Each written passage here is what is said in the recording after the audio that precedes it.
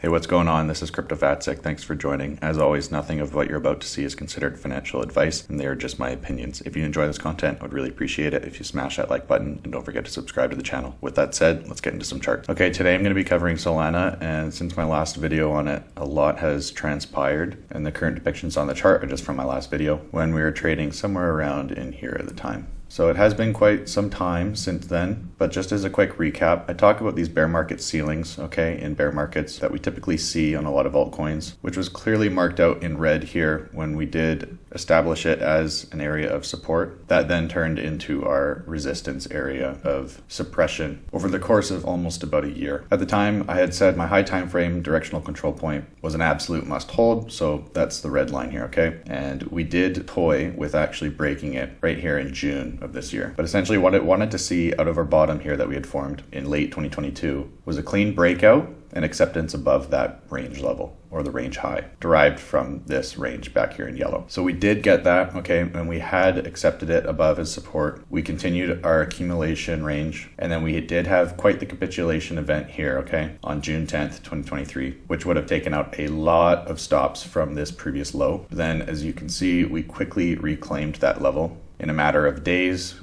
with a clean bullish retest again on the upside. We then had a really nice short squeeze up to about $33, okay? But you'll notice that on the daily, so this is high time frame, is that we wicked all the way back down and actually no candles closed above our red zone here, with multiple bearish wicks thereafter, which began the sell-off and then essentially just created this downward trend or downward sloping range or wedge where price started to compress and eventually just put in a higher low with a clean market structure break to the upside and bullish retest of that reclaimed level, with then essentially on a high time frame doing the exact same thing, an impulsive leg up, beautiful clean bullish retest of the 100 moving average here, okay, that thin gray line, and then pressuring that resistance level until an ultimate breakout. So really nice clean price action. And what you'll notice actually what happened at that point was after our failure to reclaim red was then we actually broke out of it on the following move, okay, right over here. And we ended up consolidating, basically vertical consolidation, which led to a breakout of this next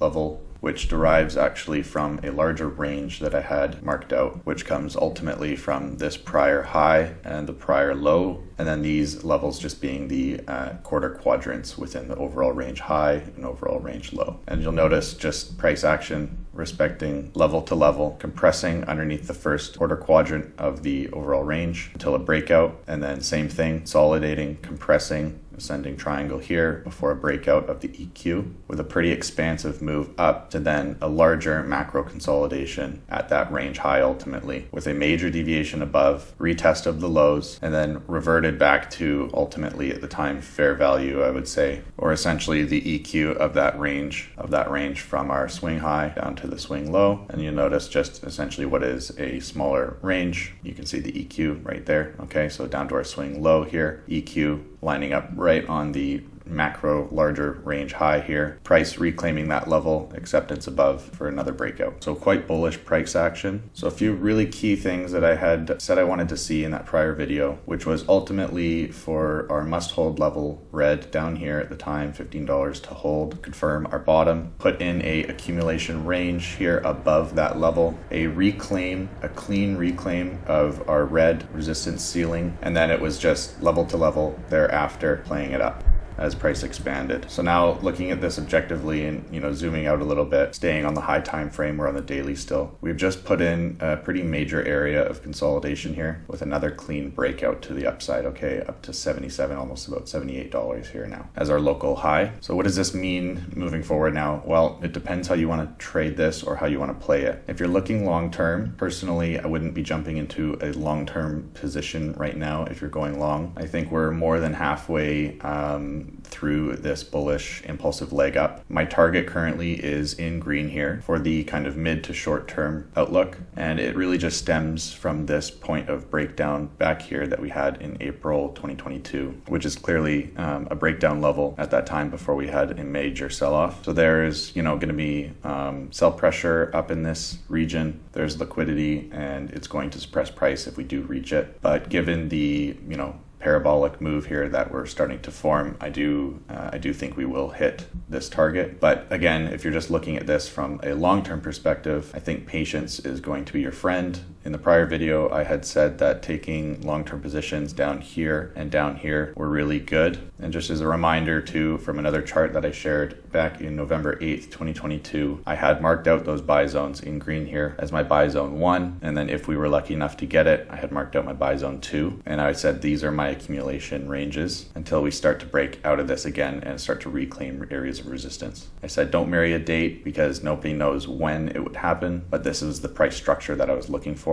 And just to go back to the chart, I'll bring up that chart again now just for some context. And so looking at this now, we got my buy zone 1 area of accumulation. We lost it. We went right down to my buy zone 2. Okay, right down here at sub $10 or just about $10. We briefly got another chance again over here in June to accumulate near that buy zone 2 that I had, with again a quick reclaim and acceptance above that level. So I had said, don't marry a date. I didn't know when it was going to be, but that was the structure that I was looking for. And now ultimately we are getting this price structure now at this point that I am anticipating. So I do believe that we'll still come up to that area of resistance.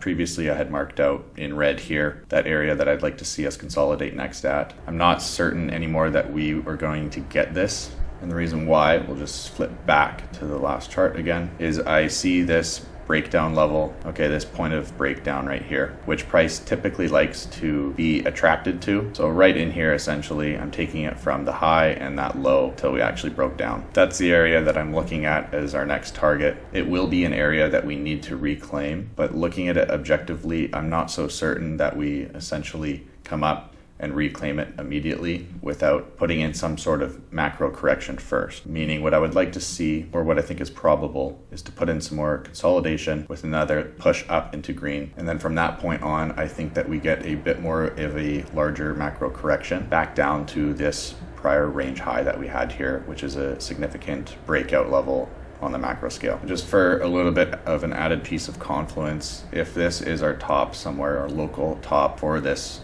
larger move of this rally, if we take a fib from that top down to the breakout, point of breakout of this leg, we see where the 618 fib lines up, which is typically a retracement level for a lot of cryptocurrencies. You'll notice that it hangs out right around that prior range high that I had marked out here, where we've consolidated a bunch, really trying to understand if it was resistance or going to accept above, which it has decided to accept above. But point remains is that I think that is an area that is going to be retested. So that's a bit more of a longer term outlook. So for me, if you're looking to accumulate, if you either missed the boat on accumulating down at these levels, or you're looking to compound your bags, then for me, I'd be looking or waiting again for that, $60, $55, $60 level right around here for a next opportunity to accumulate. It's not to say that we can't, dip further than that.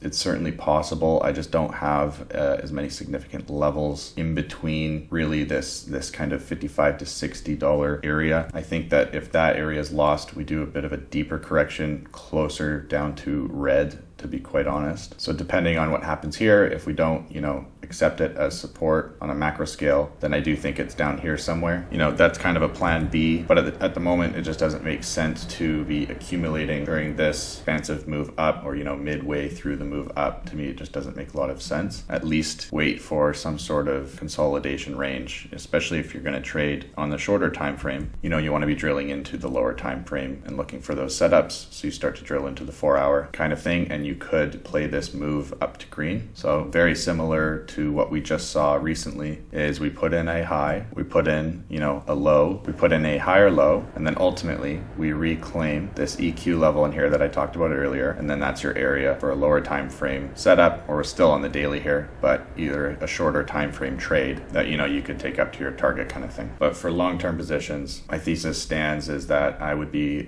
waiting for the next clear opportunity. If you put in long-term bags, say we do put in a bit of a correction here, retest this high, then we come up to green, and you've accumulated long-term bags in here, and then we do put in that macro correction back down to this range high, or kind of within this consolidation area here that we just had. The next thing you know, you're actually underwater. And then even worse, max pain would be if that level doesn't hold and we actually do create a bit of an echo bubble and we come down further towards red, then you're going to have a lot of tied up money that's underwater that you can't put into the market. So it's just all things to think about and good things to understand what your time frame is. If you're looking shorter term, that's fine. You put in some consolidation, you wait for the breakout, retest, take it up to the target, cut it. And if you push up or deviate even further, that's fine. At least you've taken your profit because the correction will be coming at some point. What's great about these moves, as great as they are, is they start to get steeper and steeper and become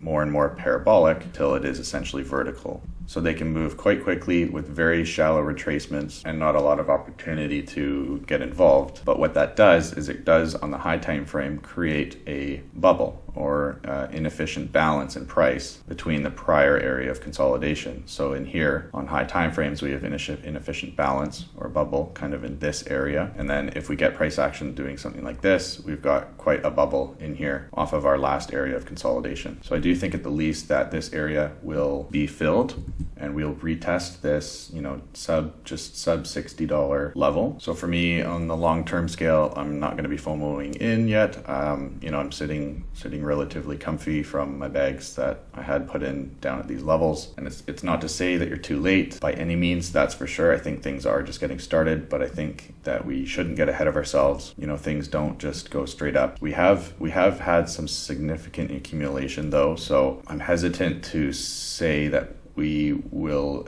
most definitely get a very steep correction, just given the duration of the accumulation that we've had at our bottom. So it's going to be one of those things where we have to continuously monitor, what price action is doing. For example, if we do come up to my green target relatively quickly, okay, and we put in our local high and we get, some sort of correction like this, where we then quickly retest that high again right here, then I'll change my tune. I'm going to change my strategy because this sort of price action looks like it wants to continue and we might just leave this area sidelined. It might make sense to me to come down and retest this zone at that $60 level, but it doesn't mean it has to. So if it does something like this, I'm going to quickly change my strategy and look for that breakout and continuation up just to the next prior highs. So that's what I mean by, kind of continuously monitoring it and evaluating what price is doing. But I do think, I think, as I said, the most probable scenario is, we eventually take green, we put in a macro consolidation correction,